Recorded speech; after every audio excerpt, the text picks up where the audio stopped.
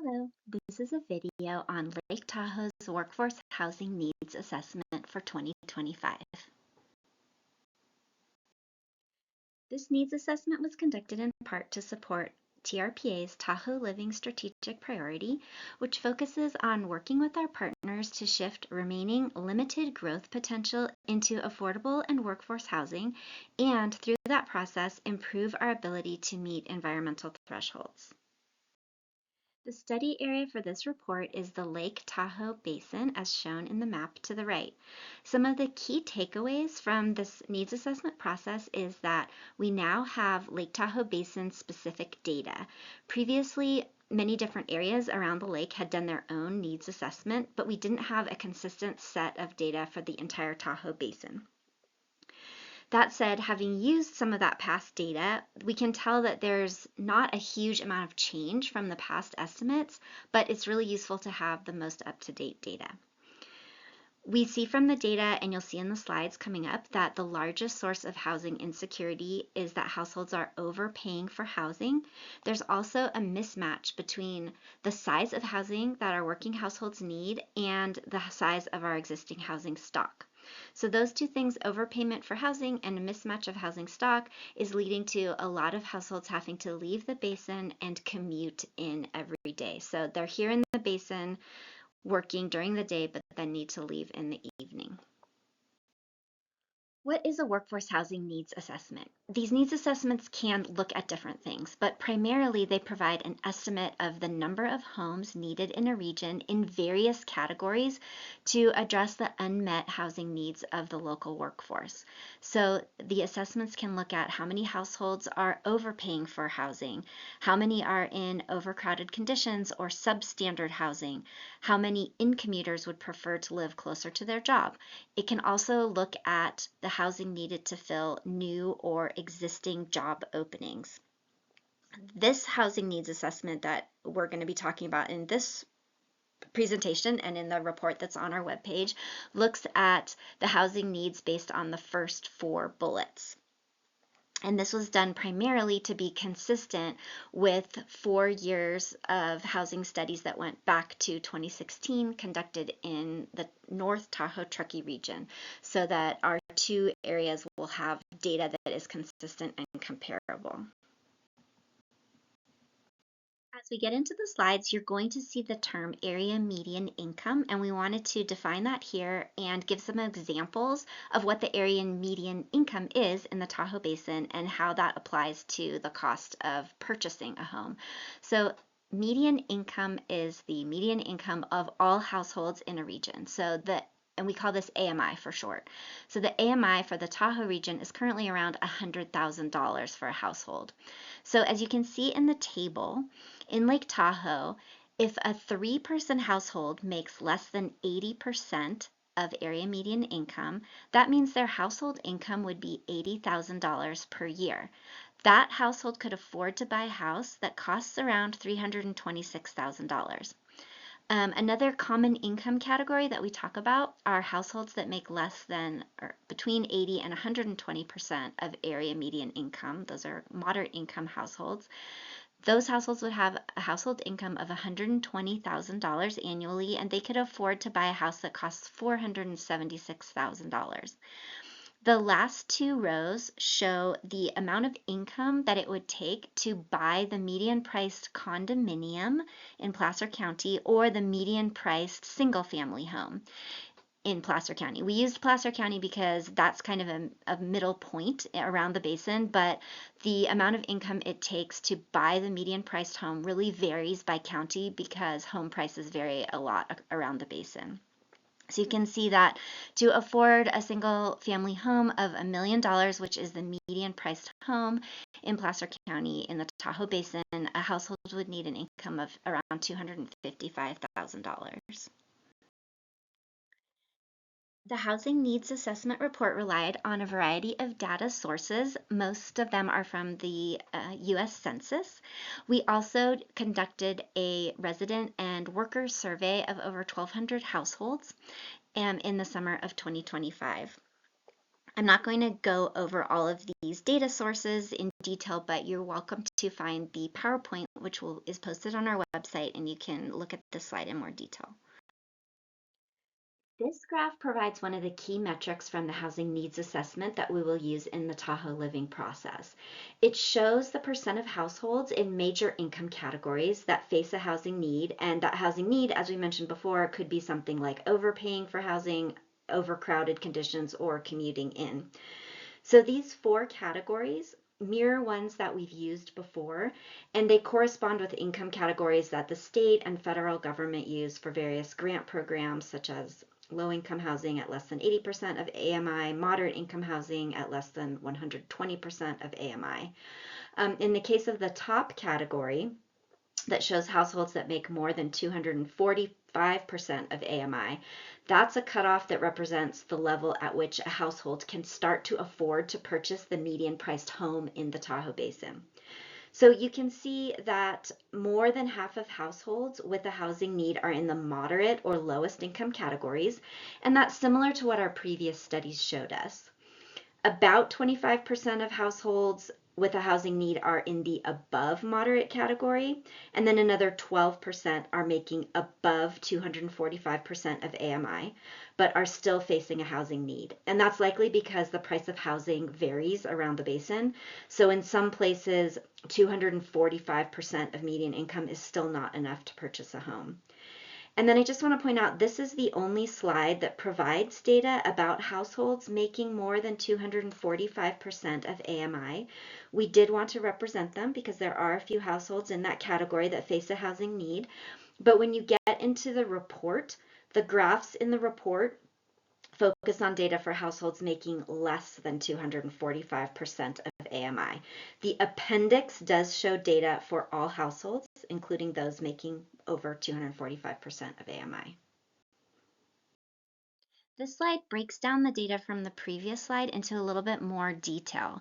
So it breaks the lower income category into 3 different income categories. You can see households that make less than 30% of area median income, those that make between 30 and 60%, etc. And it shows that what percentage of households here in the darker colored bar on the bottom already have housing in these income categories.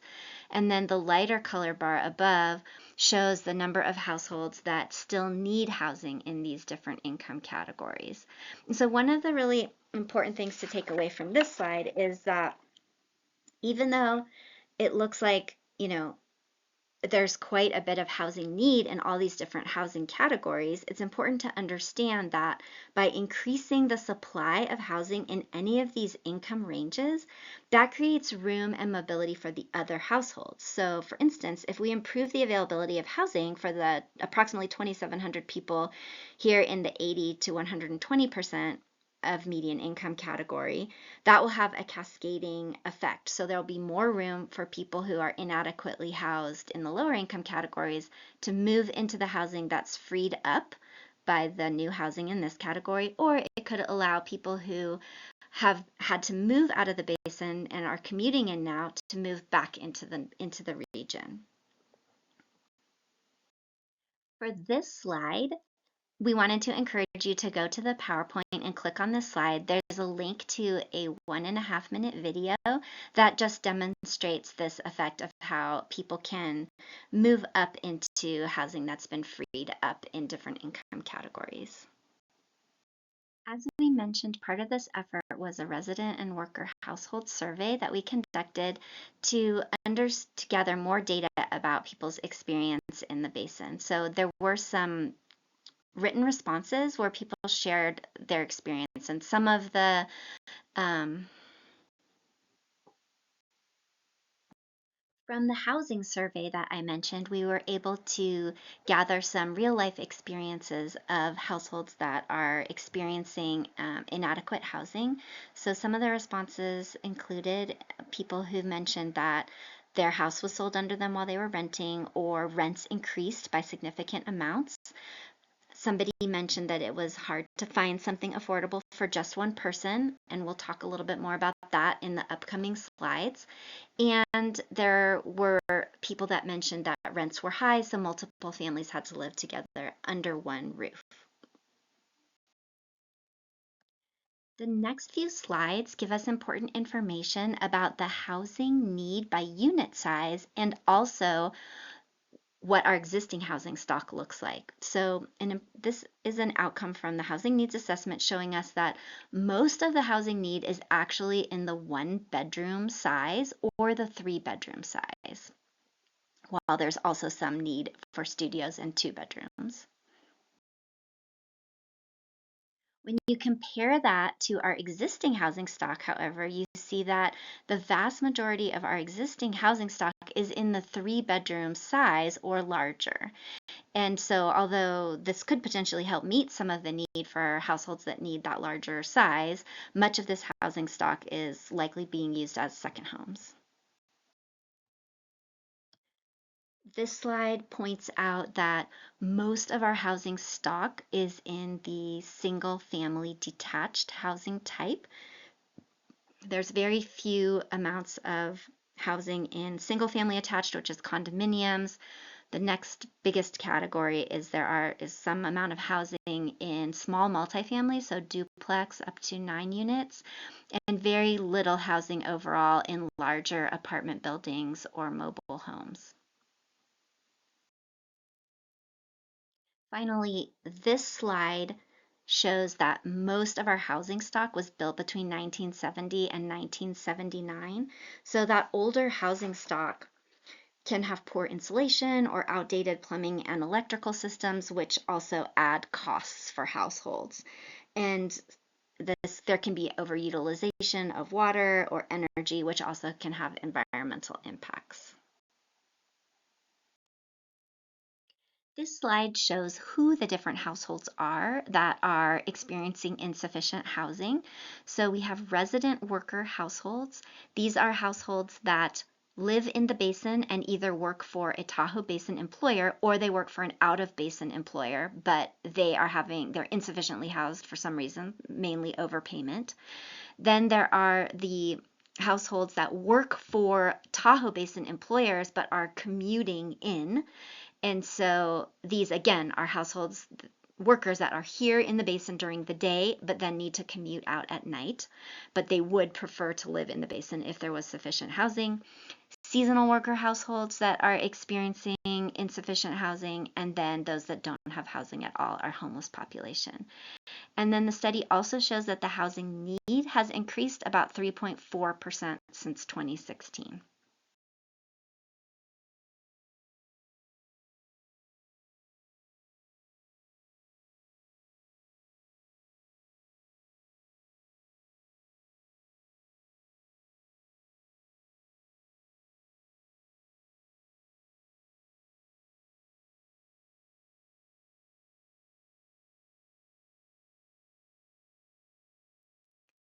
This slide just shows some of the impacts of having high numbers of people commuting into the basin.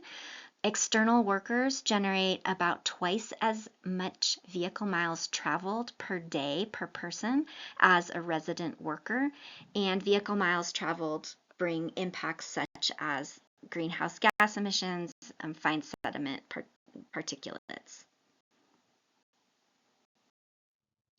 A few notes on the data. Census data is available up to 2023, so there's always a lag in the data, which is always an issue with these types of reports.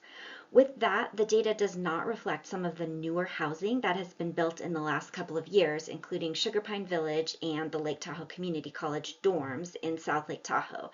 However, these will be captured in the next report update. Finally, the report shows that the total number of households facing a housing need is estimated at 10,521 households in 2025. As we noted earlier, this is not the same as the number of new housing units that are needed because as housing becomes available in one income category, that frees up housing that other households can then move into. Thank you for tuning in. We encourage you to go to tahoeliving.org to find the background reports and to get involved in the planning process.